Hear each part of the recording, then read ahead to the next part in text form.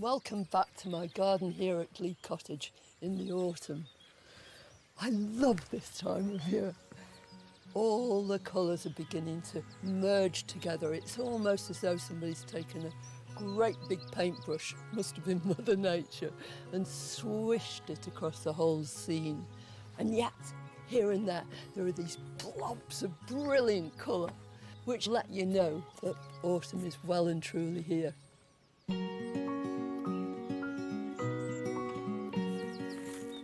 On the edge of a brick garden, the change in tree colour is heralding the new season.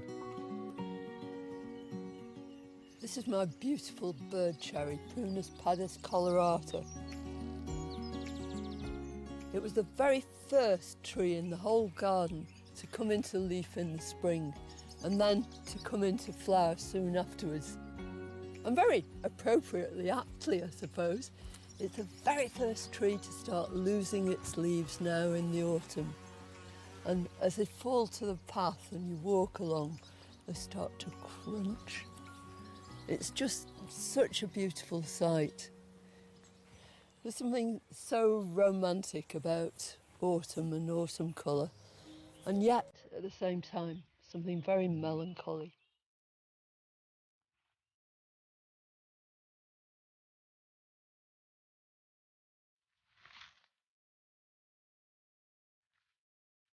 Look at this. Talk about a happy accident. The leaves from this have fallen down and now they've settled on the leaves of this aconite. How beautiful.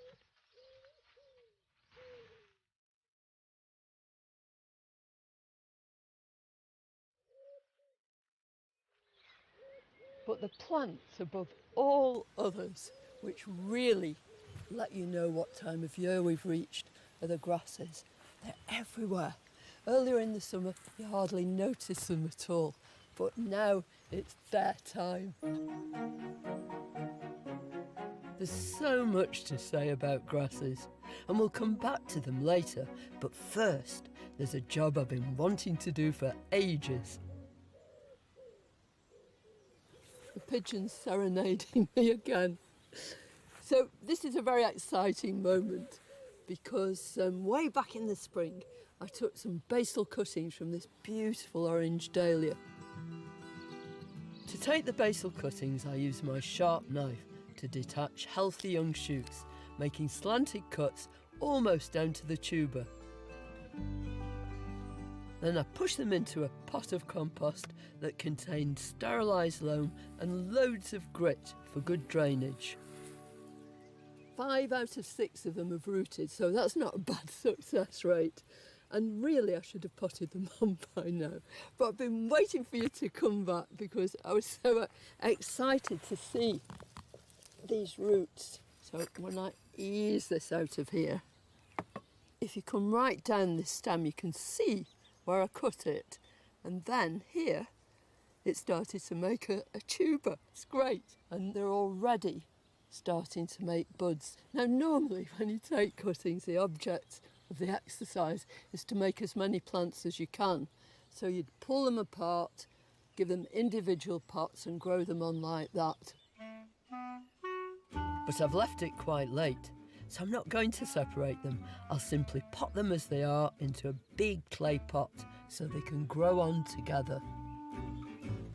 I'm going to put just a couple of Crocs broken plant pots into the bottom there, and that's just to help drainage and make sure the compost doesn't fall out of the bottom of there. And then I want loads of this in here first. So this is good potting compost because they're still going to want to carry on feeding because that's going to make those plants grow big and strong. Let's try this in there. So you want the top of that pot, and it would be the base of your cutting where it just joins the compost that you want to be on exactly the same level as the compost you're filling in with. I think that's going to be just about it. Make sure it's nice and firm, and then top it up a bit. That compost is nice and damp, but I'll be watering these regularly, and then put some grit over the surface of that. I like that sound. Not as nice as the leaves on the path, but still a bit of a crunch.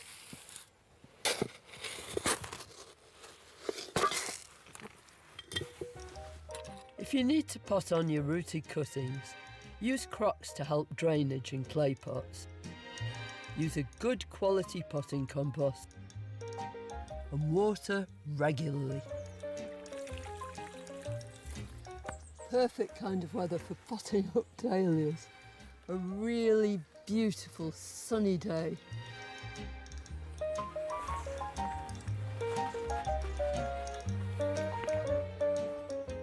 Coming up, a tuber of another kind is ready to make an appearance.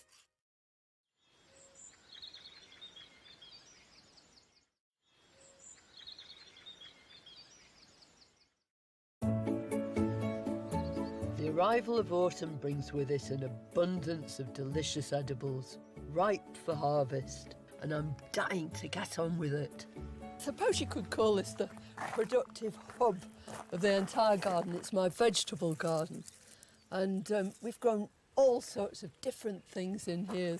But we did an experiment here last year. We used part of the veg plot to store our dahlia tubers. It's a way of overwintering them. We heaped lots of soil on top of them, and they got through the winter brilliantly.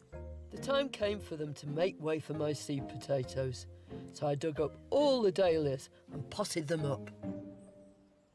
And it's those very dahlias which you can see all around the garden now. But a funny thing happened when we were potting up our dahlias. We put them all in separate pots after we dug up these tubers. But in this one, there must have been a rogue, teeny potato from the year before, because when I looked in the top of the pot, I could see this green growth, and then, look, it's full of potatoes. They're both tubers, and they seem to get on very well, but I wouldn't recommend it as a growing method. A bit earlier too, I'd also planted up potatoes in a great big pot. Because of course, if you haven't got a garden, you can still grow your own spuds. Well, in the summer, when they were ready, I turned the whole pot over. And the crop was so bountiful, it was brilliant. I might even find a few more in here.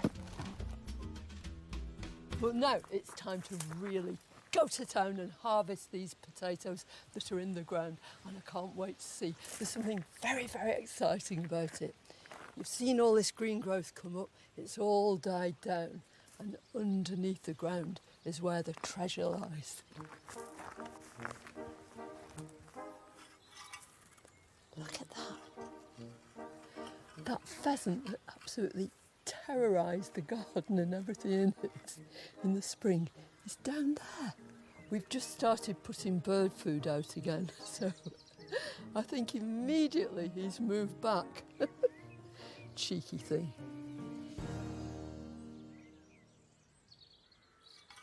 How do you tell when your potatoes are ready for harvesting? When it comes to main crop potatoes, you wait for the haulms to die down. That's these dead stems. And you know then that your potatoes aren't going to grow anymore. So now is the time to harvest them, and this is the perfect day. You want it to be dry because you're just going to leave them on top of the soil for a little bit before you store them. So I'm going to plunge this fork. Which one shall we start with? I think there are a few here from, oh yeah. Here's the first of them. I think it's really lovely harvest. You know, when you start literally seeing the fruits of your labour, or at least the potatoes. The potatoes of your labour. Here we go. Oh dear. You always do it with one or two of these. It's only a flesh wound though. Yeah, if we clean it, I reckon that's part of mash for tea. Now, I can take all these out, leave them on the surface of the soil and let them dry out in this lovely sunshine. Turn them over a little bit, and when they're perfectly dry, I can put them into a paper bag and store them. But if you want to, you can just leave them in the ground, because the earth itself is brilliant insulation, as long as no light gets to them, because then they turn green and they're poisonous. But if it's getting really, really cold and frost is threatening, then you can pile soil up on the top of them or just lift them then and take them indoors. You'll know your spuds are ready for harvesting when the stems or haulms have died down. Carefully dig them up with a fork. Leave them on the surface to dry out, and always store them away from sunlight, perhaps in a thick paper bag. My spuds sorted, there's something else in need of attention.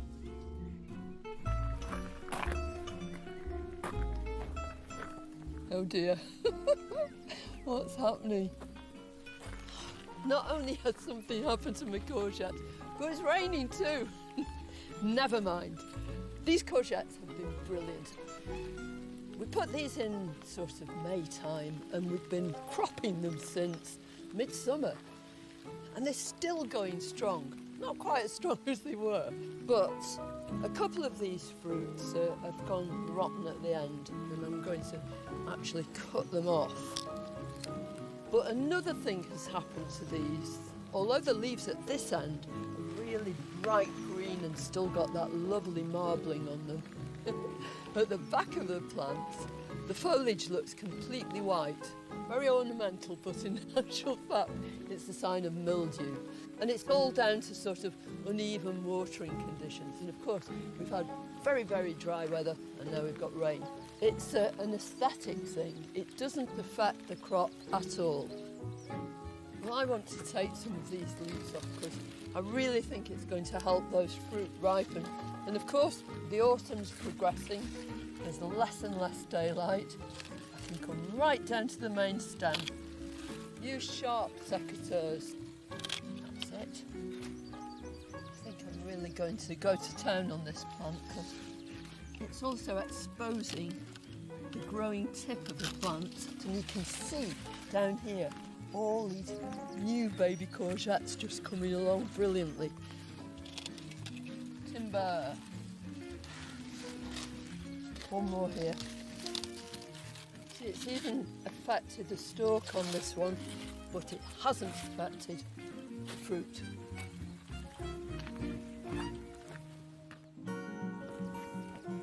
Whilst my courgettes live on to fight another day, I must bid a sad farewell to one of my garden's oldest inhabitants.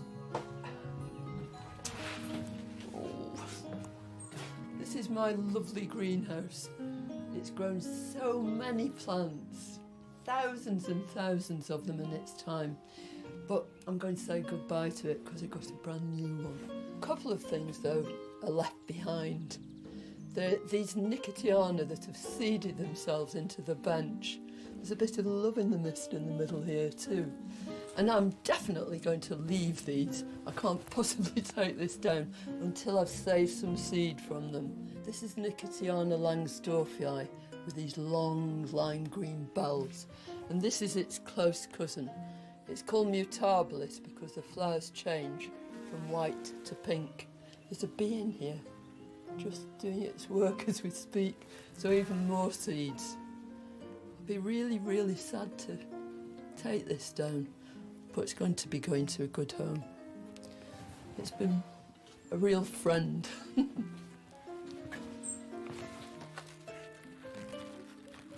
But I can't deny there's consolation in a younger model. Come on, come and have a look. Nice in here, isn't it? I think it's lovely, and having this new greenhouse gives me an opportunity to bring a few things across from the old greenhouse. The tomatoes have been so prolific, and autumn's luscious bounty continues outside. Well, these strange-looking containers are actually cattle troughs, and they are perfect, especially for things that love sunshine. So the very first crop we've grown in here are squashes and pumpkins. So these are just about ready to harvest. We sowed the seed for these on its side, because you do that with all cucurbit seed, it stops it from rotting, way back probably April or so, and they'd already made good plants by the end of May. And we sowed 2 varieties. This is one called Uchiki Kuri. It's a Japanese squash. So squashes belong to the same family as the courgettes, as pumpkins, gourds. They're all cucurbits, and cucumbers too, although I wouldn't grow my cucumbers out here. So look at this gorgeous crown prince. It's a very beautiful thing as well as being delicious. You can see that it's made all this extension growth. In fact, it's been lolling around in this chair for ages. And what I want to do is take some of that off, because the plant is still going to expend loads of energy into trying to make those shoots longer and longer. And I don't want it to do that. I want it to concentrate on ripening this fruit. All you've got to do is be very, very careful that you cut the right stems. So I think this is where this plant's coming from. So if I cut back here, so I think that's most of that. No. That's enough. Right. And that means also that the sun can really get at this and ripen it. Have you seen what I've done under these? I've put, can you see under there's a stone, just to make some sort of separation between the soil and the fruit itself. It's especially if the soil is very damp or slugs are a real problem, it helps with that.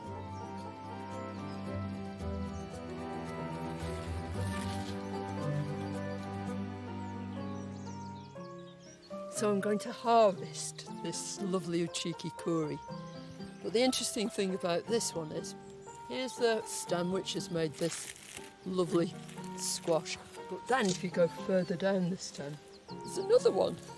So I obviously hadn't cut the end back, and meanwhile it's decided to have a baby and make an extra one. So I think we'll have to harvest them both. I will have cut the stem there.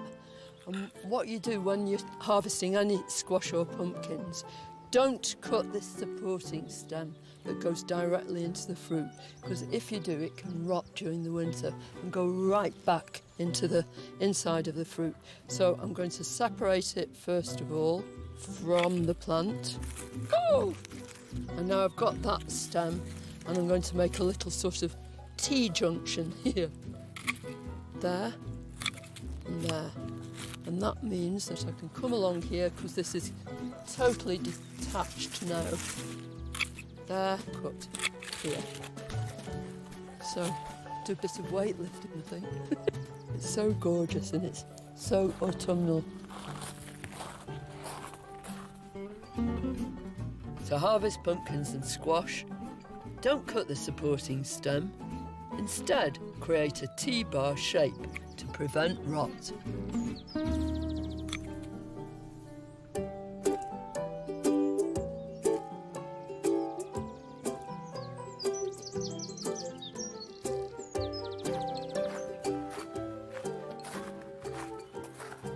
You might be wondering what this strange organism is that's protruding from my sweet corn.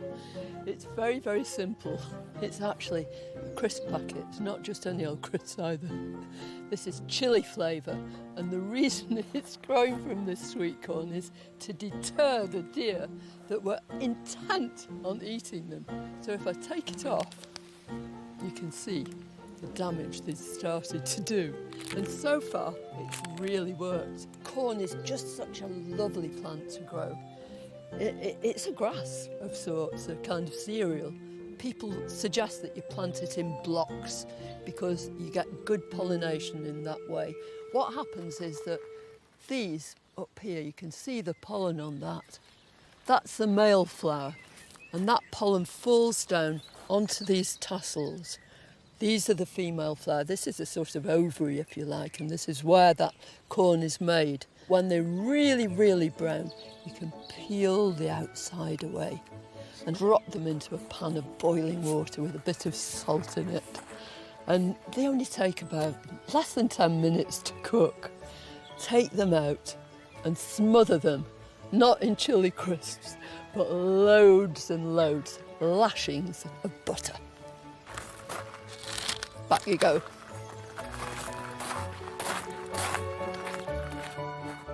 These gorgeous edibles aren't the only thing to shine this season. Next, it's grass in all its autumnal glory.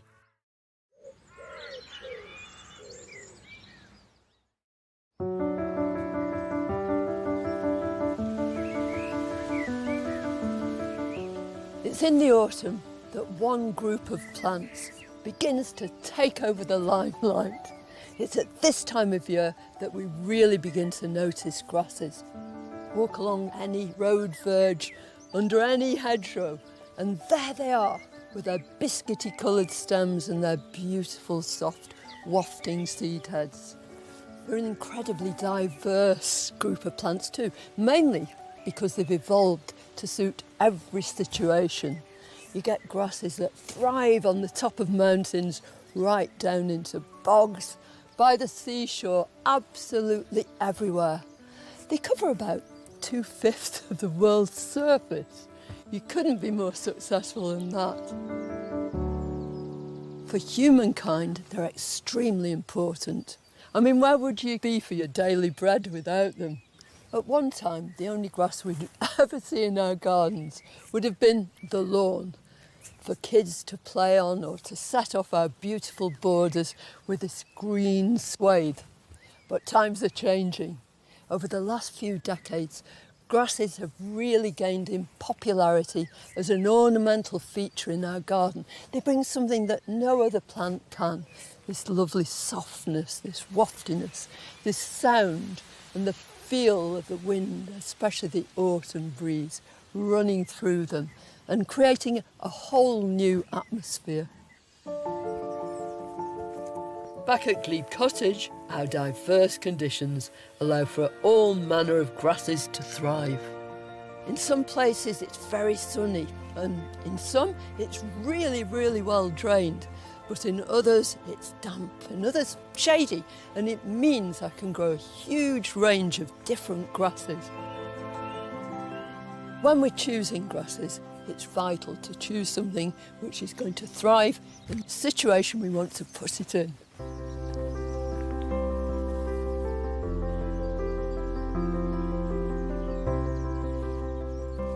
And we seem to have got it right when we planted these. These Molinias absolutely love this corner. So when I was planting these beds in the first place, I thought, I don't really need great big grasses in here, but I do love Molinias and they love our damp, heavy soil. So I started off with this one. This is one called Edith Dudsus. And see how refined it is. It's got these long, narrow blades and it's very upright, very erect too. And it's the perfect grass if you want to bring a Molinia into your garden at this time of year. All these beautiful inflorescences are purpley blue, but later on the whole thing will go completely golden. They're just delightful.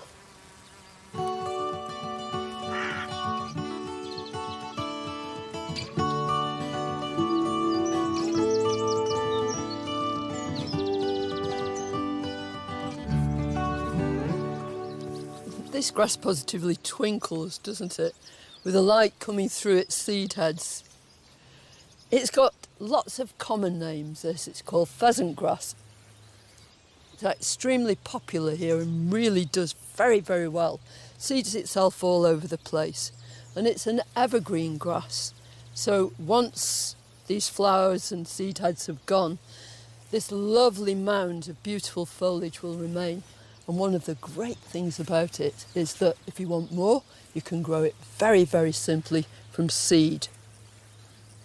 And collecting it couldn't be easier. It's really straightforward. Each of these seed heads, although you can hardly see it at this stage, contains a whole lot of seed. So all you do is run your finger and thumb right along one of these. And you can actually feel it falling off into your hand.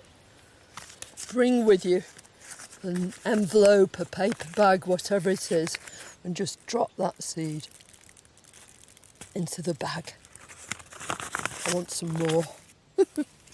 It's not going to spoil the grass at all, but it is going to give me loads of new plants.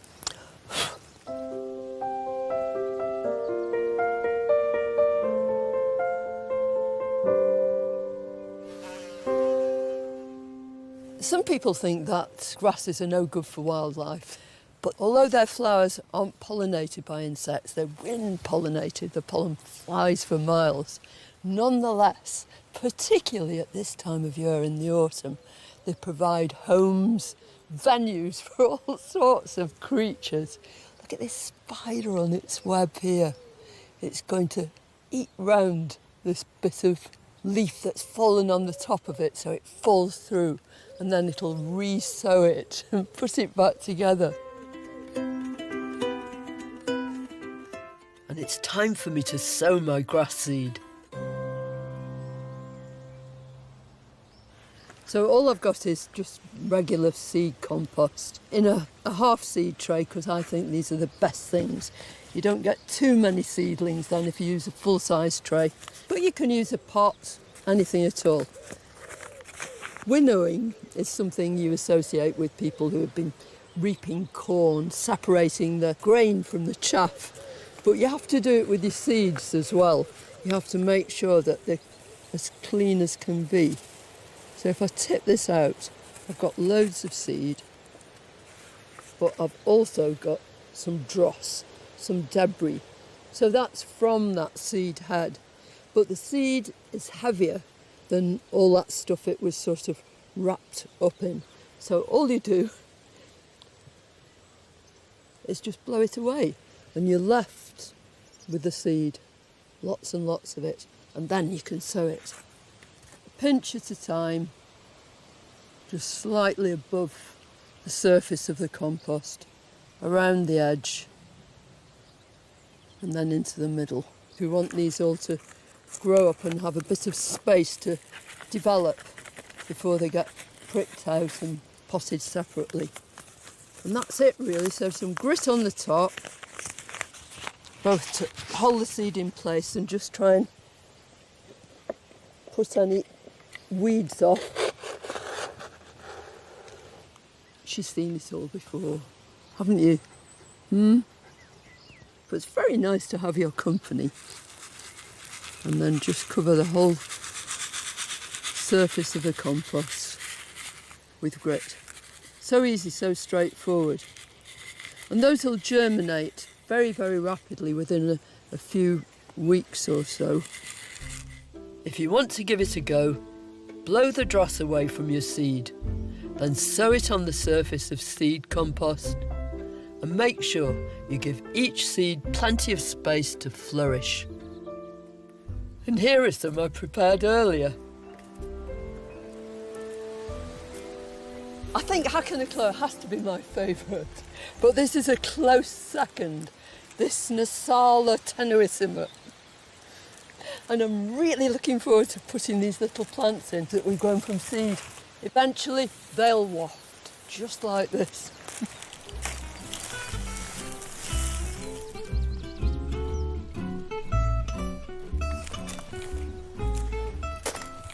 So we've got the wafty weather, we've got the wafty grasses. I want to add to this container. They'll grow and eventually they'll cascade over the edge of this pot. Each of these came from one seed and they're really looking quite dapper now. Just imagine the effect that you can create with lots of plants. And if I turf one of them out, look at that, really well rooted. Just ideal. That's the best stage to be planting these. They're not pot bound, the roots haven't gone round and round. Just push it in. Not adding anything extra to the compost in here. It's perfect. I mean, when we planted this, we didn't improve the compost in any way. It was fine. We just topped it all up. And grasses will grow happily in that sort of situation. At the moment, these look like separate entities, but eventually, and it won't take them very long before they all start to mix and mingle. One more down here.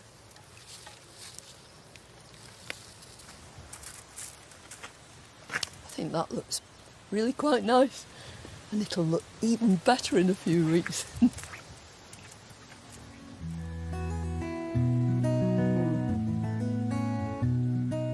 Whilst my grasses are pretty low maintenance, some residents of the garden require a little more TLC. Just a few days ago, this dahlia was looking absolutely magnificent. It was full of these great big sort of dark red chocolatey blooms, but now it's looking decidedly dishevelled. And that's because I haven't deadheaded it, so I want to do that now. Really vitally important, especially with something like this, where each bloom sort of makes a statement, to take these down, right down to the next little side shoot where you can see that coming out, and where there's a bud, another bud here on the top of that one. So in a case like that, you come right down that stem until you bump into that bud and then snip it off. And always use sharp secateurs or really good scissors. But how do you tell the difference between a spent flower and a bud? It's really quite straightforward. So here's a really good example of a bud that's just about to open. You can almost see the colour of the petals here. It's round, it's positively spherical, and it's fat. And it's quite sort of dry. On the other hand, this one, especially if I take these petals off so you can really see, it's not just the fact that it's got a few dead petals there, but if you push it, it's really squidgy.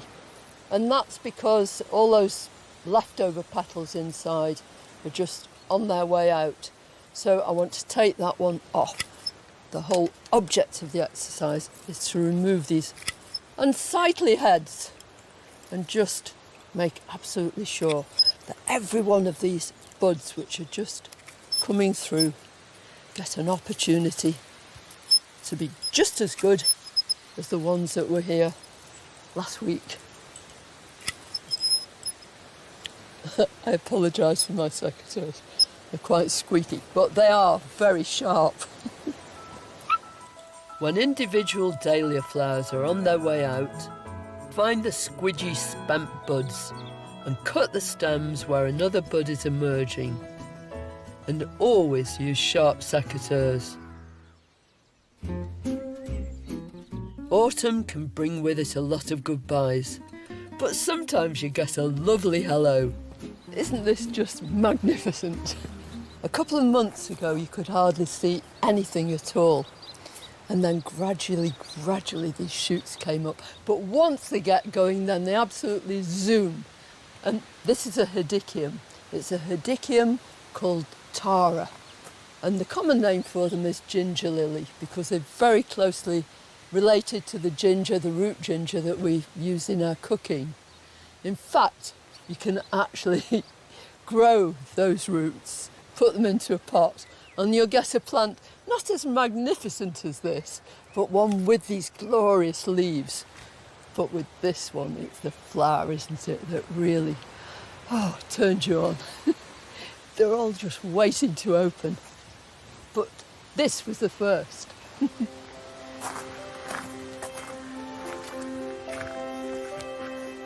That's not the only thing that's looking beautiful at the moment. Just look at this lovely grass. This is Miscanthus sinensis and it's called flamingo, that's its variety. And it has these soft pinky plumes. It's very, very graceful grass, I think. Quite fine blades too. So the whole effect is quite shimmery when it's all in flower like this. This Miscanthus is at the height of its beauty during the autumn. But when it changes and these stems become straw-coloured and these flower heads, the old inflorescences, actually become very fluffy and soft. Don't chop it down, because it's just as beautiful then, and it will continue right the way through the winter. Grasses are so diverse. I don't know how any garden could be without them. Next, how to use grasses to bring different textures to your seasonal displays.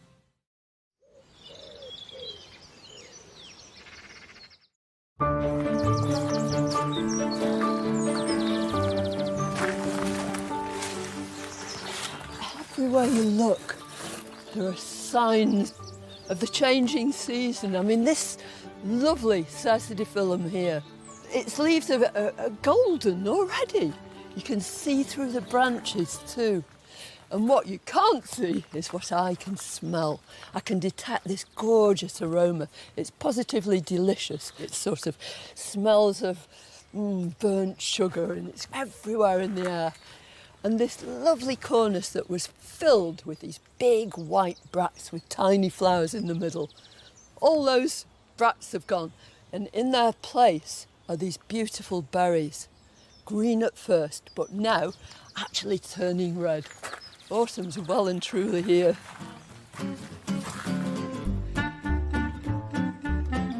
And I want to celebrate its arrival with a dark and moody display. This is the season when this magnificent plant really comes into its own. It's called Angelica gigas. It's from Asia, where it grows in woodlands. Don't you just love the way that these flowers just make these almost spheres? And that means that every single one of these tiny florets which compose every flower head can get pollinated easily. And this plant is pollinated mainly by wasps. Now, don't be put off at all. Wasps are a really important part of the whole system in the garden. They'll kill flies, they'll take caterpillars, aphids, all sorts of things. I've chosen this plant to play the sort of central role in this planting I'm going to do in this great big tub. It's actually a water butt, but inside it is a big tree pot full of great compost. And I love that colour actually, with this dark, muted kind of crimson. So as well as this gorgeous Angelica, I'm going to use some grasses. This is the first one. People call it blood grass. Its real name is Imperator cylindrica rubra. And I think it's ideal to go around the base of this plant. Yeah. Grasses are great for adding different textures to a display. And this next one will work perfectly alongside the bloodgrass. Some more grassage. This is east meets west. This is a lovely North American grass. It's called switchgrass. It's Panicum virgatum, and this variety is called Shenandoah or Shenandoah.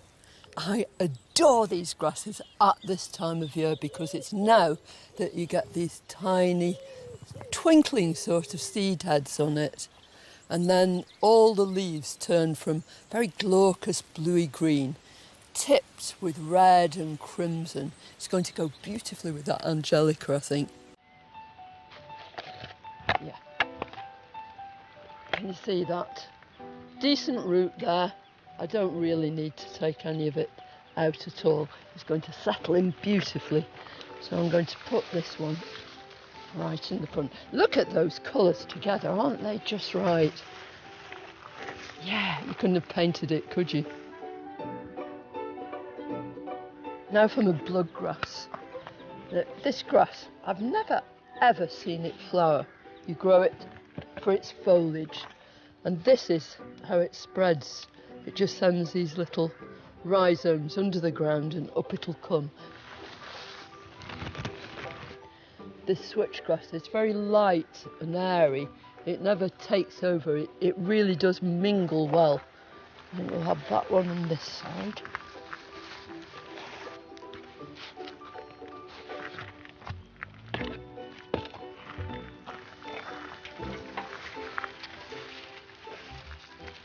So another Imperator in that side, and then another of these lovely switchgrasses.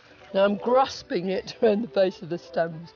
I won't do it any harm at all, and it means I can ensure when I put it in here that it's at exactly the right level. Whether you're planting in a pot or into the ground, you always try and ensure that the compost at the top of the pot is level with the ground around it, or in this case, the rest of the compost. The colour here is very restricted. So when you're standing at the lower level, you'll look through this, you'll see these gorgeous glowing Rudbeckias, and then the Cotinus, which picks up the colour in here too. It really is a lovely autumn pot.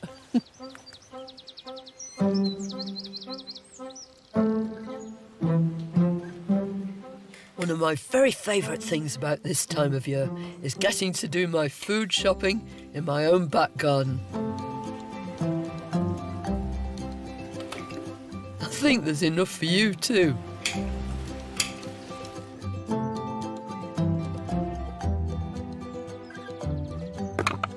It's pretty heavy and a bit of autumn sunshine. It's beautiful.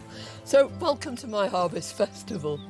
This represents a whole load of the crops that we're just picking at the moment. And this is the peak time really for harvesting all sorts of things. Our gourds have ripened beautifully. We've got courgettes, masses of tomatoes. We've dug out potatoes. And here is some passata that Neil made from all those pans of little tomatoes. Next time, I'll be exploring the magic of bulbs. How is that for perfection?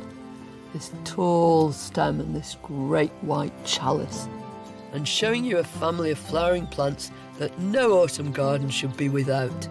Salvias. Can't wait to welcome you back to Glebe Cottage next time, but bye for now.